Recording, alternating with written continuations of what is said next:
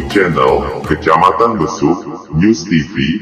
Monggo like, subscribe dan klik lonceng agar tidak ketinggalan video terbaru dari kami. Terima kasih atas support dukungan Anda kepada channel Kecamatan Besuk News TV, Probolinggo, Jawa Timur, Indonesia. Bismillahirrahmanirrahim. Saya adalah laki-laki Bapak Puspika. Saya adalah laki-laki para bapak, para ibu, hadirin hadirat. Saya adalah hormati. Alhamdulillah. Malam makin kau sarang para dengan sedaja bisa kebagian dan tempat kantor di masjid kantor dalam rangka mengenang, memperingati kelahiran manusia agung, manusia suci, manusia sekadar tandingna Gusti Kanjeng Nabi besar Muhammad sallallahu alaihi wasallam. Moga-moga lampun atau acara para ajudan saja dia sukses jangan boleh sambian pada sekoni kita kata Kanjeng Nabi. Kamu jak banyak kan? Karena mau jak banyak kepujian Nabi lebih dari segalanya. Pada sekoni kita kata Kanjeng Nabi besar Muhammad sallallahu alaihi wasallam. Tentunya para ajudan boleh sambian ngabodan peringatan Maulid Nabi. Tentunya kan ingin lebih mengenal Gusti Kanjeng Nabi, lebih ingin dekat kalawan Gusti Kanjeng Nabi, ingin menyebut asma Gusti Kanjeng Nabi, ingin mengagungkan Gusti Kanjeng Nabi, dan ingin mengikuti menteladani Gusti Kanjeng Nabi besar Muhammad sallallahu alaihi wasallam. Para ajudan sepaling tepat, sepaling sempurna untuk memberitahukan tentang Gusti Kanjeng Nabi adalah Al-Quran. Malai kacing-kacing di dalam mukaddimah tak tahun yang kejang jadi malai intina jalan. Mukaddimah waktu lanjut tidak ada mukaddimah itu. Sepaling tepat untuk mengenalkan Gusti Kanjeng Nabi adalah Al-Quran. Maka Al-Quran tadi itu sangat membuat Quran tadi itu sambil dan membuat Gusti Kanjeng Nabi. Kemudian iman ke Gusti Kanjeng Nabi tak pernah mengenal Gusti Kanjeng Nabi, tak pernah terbangki ke Gusti Kanjeng Nabi. Mimpi insyaallah tak ada lagi. Karena dia banyak kotor orang Nabi ini ke subjek saya santun nanti ke subjek orang. Kan sebersih gitu saya santun nak Gusti Kanjeng Nabi. Mulai ngapa-apa tidak pun. Mulai kendak ibu. Karena di daerah Abu Kanjeng Nabi tidak pun. Jangan mengaku boleh. Daerah Abu mengaku Kanjeng Nabi kalau galer. Boleh sampean kami ningali Gusti Kanjeng Nabi. Kami tamaki Gusti Kanjeng Nabi. Karena meyakini Gusti Kanjeng Nabi, kebenaran Gusti Kanjeng Nabi, haqqaniyatu risalati Rasulillah. Kehakan risalah sayyidi Rasulullah. Al-Quran memberitahu kepada saya. Kira kita kaji setong ayat dalam Al-Quran dan dalam surat Al-A'raf nika paling sempurna. Nika ayat setong ayat saya menyebutkan 5 bukti kebenaran risalah Kanjeng Nabi. Nika ayat yang Allah sebutkan 5 dalil, 5 argumentasi tentang kebenaran kenabian Nabi Kanjeng Nabi berrisalah agama saiki bangun Gusti Kanjeng Nabi. Pertama, mireng ayatnya kita baca.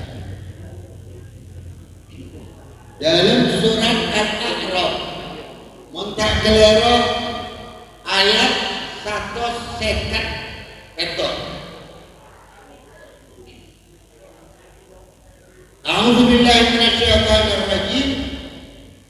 alladzina yattabi'una ar-rasula an-nabiyya al-ummi alladzi yajidunahu maktuban indahum fit Taurah wal Injil ya'muruhum bil ma'ruf wa yanhahum 'anil munkar wa yad'u wa yuhillu lahum at-tayyibat wa yanhahum wa yuharrimu 'alayhim al-khaba'ith wa yuhillu lahum at-tayyibat wa yuharrimu 'alayhim al-khaba'ith wa yad'u 'anhum israhum wal aghlal allati kanat 'alayhim falladzina amanu bihi wa 'azzaruhu wa nasaruhu wattaba'u an-nura alladzi unzila ma'ahu ulaika humul muflihun. Dan demi Allah nalekan Nabiullah Musa ni kelanjang kira-kira berkaitan dengan kalaban Nabiullah Musa ni kami minta kepada Allah waktu lana fi hadhihi dunya hasanah, minta ya Allah tetap bagi untuk abdina dan dunia hasanah wa fil akhirati hasanah dan akhirat hasanah. Dermakan demi Allah saat tubuha hasanah dia Musa diengkau etat tapagina ke orang setakwa pas mengeluarkan zakat iman dekatan ayat-ayat. Pas awalnya budak gimana syarat iman Bani Israel diterima Gusti Allah alladzina yattabi'una ar-rasul an-nabiyyal ummi. Lah dan ayat tadi itu Allah nak lama bukti kebenaran risalah Nabi sebagai Nabi. Nikah warajunan, nikah di antara lema saya menunjukkan kebenaran dakwah Nabi, kebenaran risalah Nabi, kebenaran apa? Kebenaran kenabiannya Gusti Kanjeng Nabi besar Muhammad sallallahu alaihi wasallam. Nabi ummi. Pertama Nabi ini tak ummi, tak pernah belajar baca, tak pernah baca mulai. Tapi Al-Quran dakwahnya Kanjeng Nabi menjadi pedoman semua lapisan manusia. Bahkan Al-Quran kita ada penemuan luar angkasa, pada binatang Al-Quran wa basya minhuma min dabbah. Al-Quran pernah membicarakan kebenaran, padahal tak pernah belajar, tak pernah dengar. Nomor 2, apa kerajinan Nabi nikah terdapat sifat-sifatnya di kitab-kitab samawi yang sebelumnya. Walaupun ini kayak dokter tapi tetap ada sifatnya Nabi. Nomor 3, kandungan dakwanya Nabi sesuai dalam akal insijaman kehamilan. Senomor 4, kandungan dakwanya Nabi sesuai dalam watak manusia yang sempurna. Kalau fitrah manusia. Senomor 5, Nabi nikah tidak pernah mencari maslahat pribadi. Nabi nikah dalam dakwanya menghilangkan belenggu, membelenggu manusia dari khurafat, dari kebodohan dan lain sebagainya, dari muqtadaat, keyakinan yang salah. Nabi nikah dalam sakit. Seharusnya mungkin Nabi nyari maslahat tanpa pakut juga, leke-leke joko-joko. Tapi Nabi pintar. Bahkan Nabi juga dalam dahuna ta'allamu wa 'allimu wa tafaqahu wa la tamutu juhalan fa inna Allah la ya'diru 'alal jahal. Dan Nabi belajarlah, ajarkan, fahami tafaqahu la tamutu juhalan. Jangan sampai mati dalam kebenaran kudu, karena Allah tak bakal beri uzur dalam kebodohan.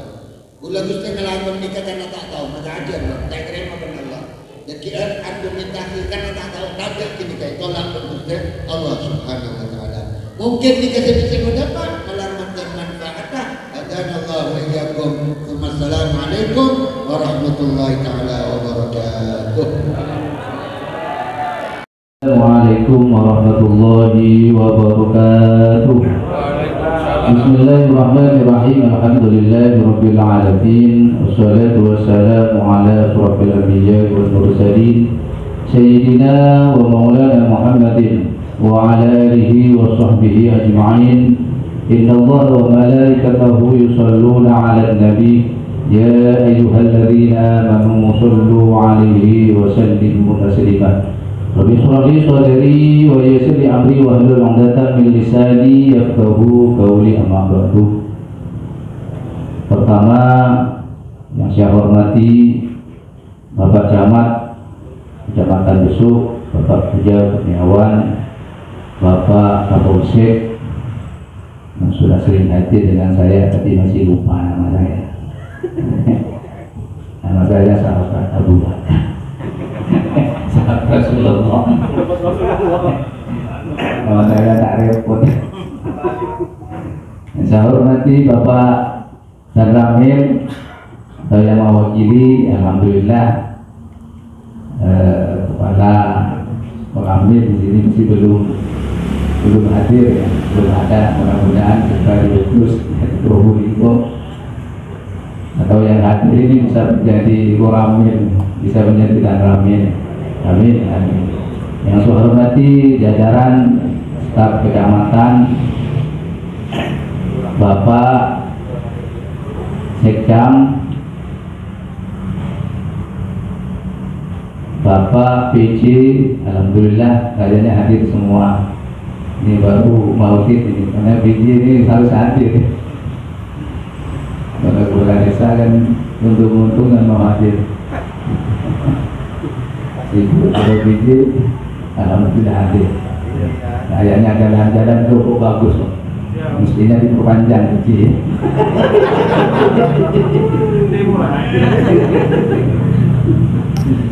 Kemudian cari kelampukan bagus ini, OPJ ini perlu diperpanjang, kalau bisa 1 tahun. Saya hormati ibu-ibu, bapak-bapak, baik Polri maupun TNI. Alhamdulillah, bersyukur kehadirat Allah Subhanahu wa Ta'ala, karena pada sore hari ini kita bisa berkumpul dan insya Allah tempat yang barokah dalam rangka sama-sama memperingati Maulidul Rasul Nabi Muhammad Sallallahu Alaihi Wasallam. Salawat dan salam mudah-mudahan tetap tercurahkan kepada junjungan kita Nabi besar Muhammad Sallallahu Alaihi Wasallam. Pertama, saya ingin menyampaikan pelak Pak Camat sering menyebut saya Kiai Haji Ustaz cukup terlalu tinggi. Bapak-bapak dan ibu-ibu sekalian, ketika saya melihat judul yang ada di belakang saya ini sangat luar biasa. Dan katanya Pak Kapolsek ini baru tahun ini pelaksanaan Maulid ini diperintahkan. Jadi bukan dihimbauan, diperintahkan. Saya kaget dan saya juga bersyukur. Walaupun Kapolrinya ini sedikit orang Kristen, tapi perhatiannya kepada umat Islam, perhatiannya kepada para ulama ini sangat melebihi dari Kapolri yang Islam. Ini kan perlu dipertanyakan. Contohnya di Banten, ya, dia memang dikenal juga ketika Pak Sigit ini keluar dari Banten banyak yang menangis. Para ulama, para kiai itu, pondok pesantren itu menangis. Kenapa? Karena kedekatan beliau itu dengan para ulama. Mudah-mudahan dia diberikan hidayah oleh Allah Subhanahu wa Ta'ala menjadi itu masuk. Dan mudah-mudahan nanti yang menggantikan Pak Sigit jadi Kapolri dan orang Islam mudah-mudahan lebih bagus. Ya. Contohnya lagi, Kapolri itu suruh ngaji kitab kuning, luar biasa. Ini suatu luar biasa. Itu adalah salah satu daripada keteladanan Rasulullah, tapi dipakai oleh orang-orang Muslim. Hadirin yang saya hormati, bapak-bapak, ibu-ibu, peringatan Maulid ini adalah peringatan yang sebenarnya sudah dilaksanakan oleh Rasulullah. cuma caranya berbeda. Kalau Rasulullah itu dalam merayakan kelahirannya itu dengan puasa hari Senin, kemudian hari Kamis, itu perayaan yang dilaksanakan oleh Rasulullah. Tapi kemudian pada masa berikutnya ini kemudian dirayakan oleh umat Islam, bentuk daripada rasa syukur, rasa kegembiraannya telah lahir seorang nabi yang mulia. Kemudian kita melaksanakan acara-acara seperti ini. Artinya acara ini tidak salah satu, bukan acara yang hal-hal yang jelek, bukan bid'ah kalau mengatakan seperti itu. Ya, ini adalah anjuran daripada Rasulullah. Karena kita melaksanakan seperti ini karena rasa cinta kepada Rasulullah. Karena Rasulullah bersabda, "Man ahabbani kana ma'i fil jannah." Barang siapa yang cinta kepadaku, maka dia bersamaku di surga. Saya tidak akan membahas tentang bagaimana perjuangan Rasulullah, tapi saya akan cerita bagaimana Maulid ini membawa seseorang itu masuk surga. Ada seorang pemuda, kebiasaan pemuda ini menurut masyarakat sekitar ini sudah tidak sesuai lagi dengan kebiasaan masyarakatnya. Dia sering minum khamr, dia sering ya boleh dikatakan ya kalau sekarang itu main perempuan. Ya. Kemudian dia sering mengganggu orang, mencuri. Ini kebiasaan pemuda ini, sehingga masyarakatnya itu sangat membenci terhadap pemuda ini, sangat membenci pemuda ini. Dinasihati tetap tidak mau, melaksanakan terus menerus begitu, mengganggu masyarakat. Tapi kemudian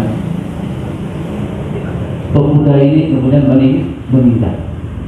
Setelah meninggal laki-laki ini, bukan perempuan, pemuda ini, lihat, masyarakatnya itu tidak ada yang ngurus, tidak ada yang mandiin, tidak ada yang mengkafani, tidak ada yang menguburkan, dibiarkan kan, makanya saking bencinya seperti itu. Kalau ada masyarakat seperti itu di sini ya luar biasa, berarti dalam artian makin jelek-jeleknya orang. Tapi masyarakat sekarang walaupun jelek bagaimanapun, kalau mati tetap akan diurus. Dan itu merupakan kewajiban. Kalau ini tidak diurus, sampai malamnya ini masyarakat sudah tertidur semua.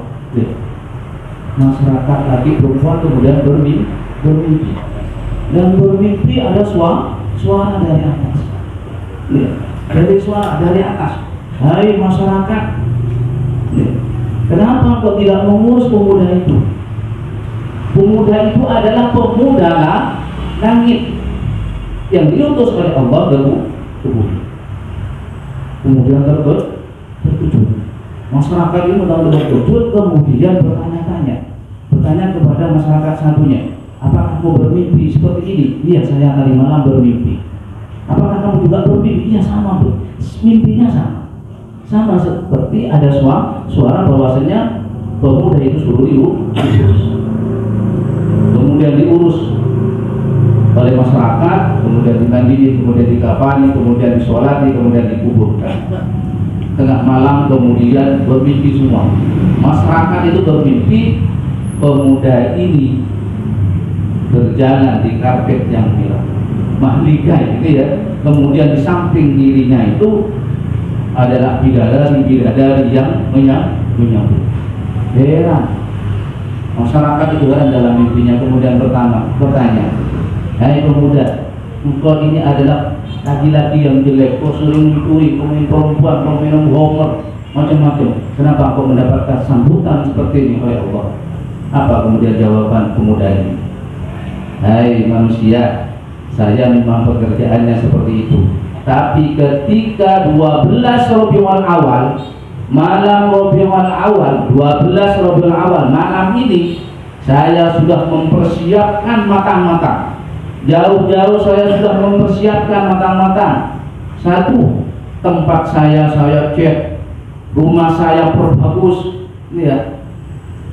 Piring-piring saya tata semua, perabotan saya tata semua, saya kasih minyak semua, saya pakai yang paling bagus malam itu, saya kasih minyak semuanya, dan saya kemudian bersalawat kepada Rasulullah, dan saya membaca surah Nabawiyah. Itu yang kemudian Allah menerima saya. Jadi ketika masuk Islam, tidak usah ruwet-ruwet, Pak. Tidak usah ruwet-ruwet, gampang sekali cinta kepada Rasulullah sudah masuk Islam. Kalau sudah cinta kepada Rasulullah, cinta kepada semuanya, cinta kepada istri, cinta kepada anak, cinta kepada manusia, cinta kepada Allah. Bagaimana cintanya Rasulullah kepada Khadijah, bagaimana cintanya Rasulullah kepada Aisyah. Kalau saya cerita tentang cintaannya Rasulullah kepada Khadijah, barangkali yang perempuan-perempuan ini ingin membuktikan, tapi kayaknya sulit. Dan laki-lakinya yang kayak bisa. Makanya ada pertanyaan dari istrinya, dari suaminya tanya gitu. Coba Rasulullah itu istrinya itu 9, istrinya 12. Saya cuma istri 2, tak boleh, dimarahi. Katanya istrinya, tidak apa-apa mas, sampai ini istri 2 tidak apa-apa, tapi syaratnya satu, apa? Sama seperti Rasulullah mau.